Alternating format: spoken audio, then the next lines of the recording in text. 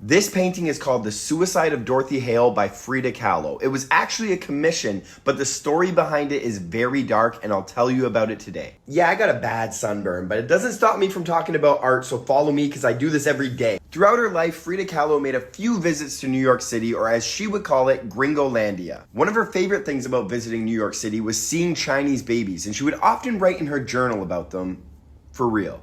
But back on track. While in New York, actress Claire Booth Lucci commissioned her to paint a picture of her recently deceased friend Dorothy Hale to give to Dorothy's mother. Dorothy Hale was born in Pittsburgh and always had dreams of being an actress and living a life of glamour. So much so that at 14 years old, she ran away to New York and her family had to hire private detectives to track her down. She did eventually end up living in Manhattan, married to a successful artist, living the high society life that she always dreamed of. But that quickly ended when her husband drove his car off of a 500-foot cliff. So now she was alone and struggling for money and just desperate to get back to that life of glamour. She continued to struggle to find success in acting and she owed a lot of people money. On October 20th, 1938, she invited all of her friends to her high-rise apartment for a farewell party. She told them that it was time for her to get out of the city for a little while. She wore a brand new dress and everybody headed to the 21 Club and partied late into the night. When she was ready to say goodbye, she headed home and right before sunrise, she jumped out of the window of her 16th floor apartment. Claire Booth Lucci blamed herself because her and Dorothy were fighting at the time, and that's because Dorothy borrowed money from Claire to pay rent,